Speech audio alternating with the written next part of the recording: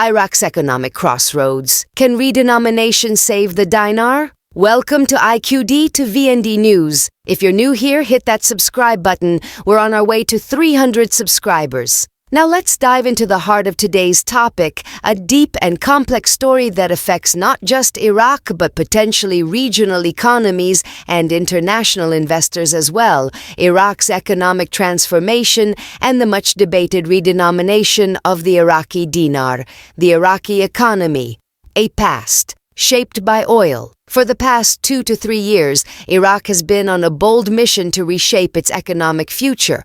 Long dependent on oil revenues, the country has come to the realization that this model is no longer sustainable. While oil has been the backbone of Iraq's economy for decades, global demand is shifting, oil prices are volatile, and relying too heavily on a single export puts the nation at risk. Today, oil still accounts for over 85% of Iraq's exports, which makes the economy highly vulnerable to the global oil market. When prices drop or demand slows, Iraq suffers immediate and severe consequences. Diversification efforts. A nation awakens. To counter this, Iraq has taken some promising steps toward diversification.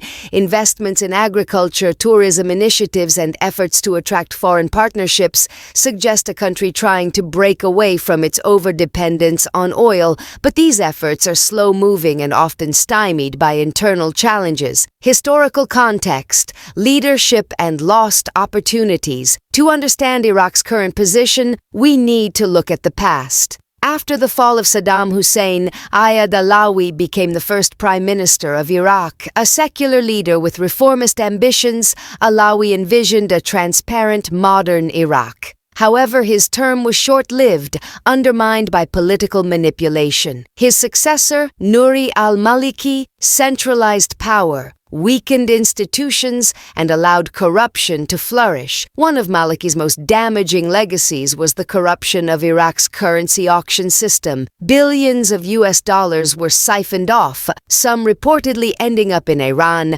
thereby draining resources that could have gone toward building a strong, self-reliant economy. The return of reformist vision. Today, Ayad Alawi has re-entered the conversation, voicing support for the current Prime Minister, Mohammed Shia al-Sudani. Together, they aim to usher in a new era of transparency, governance, and economic reform. One of the biggest talking points in this agenda is the redenomination of the Iraqi dinar. What is redenomination? Redenomination refers to changing the face value of currency, usually by removing zeros. For example, a 1,000 dinar note might be replaced with a 1 dinar note. This simplifies transactions and pricing and can restore public confidence in the currency. However, redenomination doesn't change the currency's purchasing power. If you earn 1 million dinars today, after redenomination, your salary may become 1,000 dinars. The real value remains unchanged. Why redenominate? Proponents argue that redenomination can simplify transactions and accounting, improve financial integration with global markets, boost public confidence.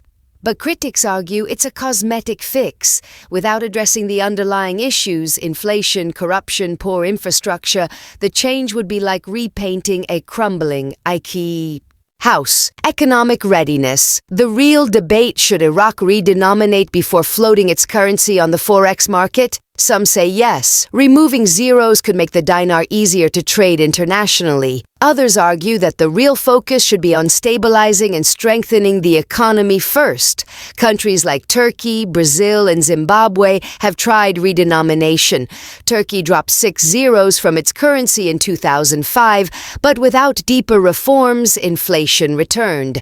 Iraq must learn from these examples. Redenomination only works when it's part of a larger economic strategy. Iraq's new investment law, a catalyst for change. Iraq's new investment law is another major step. Designed to attract foreign business, the law simplifies licensing, offers tax breaks, and reduces bureaucratic hurdles. If paired with a competitive exchange rate, Iraq could become a magnet for international capital. Imagine a scenario where global firms invest in Iraq's construction, agriculture, and tech sectors. The result? More jobs, better infrastructure, and opportunities for young Iraqis. This isn't just economic policy. This is nation building, the skepticism of the Iraqi people. However, skepticism remains. Iraqis want to know, will jobs really appear? Will prices stay stable? Will these benefits reach ordinary citizens or just the elite? This is why transparency, public communication, and consistent governance are critical. What can you do? Whether you're an investor, student, or simply curious, here's how to stay ahead. 1. Follow government investment trends, tech, agriculture, energy. 2. Engage in forums. Learn from others passionate about Iraq's future. 3. Stay updated. Subscribe to credible financial news sources. 4. Keep learning. Understand how economies grow and what drives currency strength. Conclusion: a nation at a turning point. Redenomination might happen, it might not, but the real key to Iraq's economic success lies in building a strong, transparent, and inclusive economy. That means attracting investment, improving education, rooting out corruption, and inspiring public confidence. So what would you do if you were in charge of Iraq's economy? Would you opt for redenomination now or wait for deeper reforms? Drop your thoughts in the comments. Let's start a conversation that could shape the future of Iraq. Don't forget to like, subscribe, and share this with anyone who cares about economic reform and currency markets. Stay tuned for more updates right here on IQD to VND News.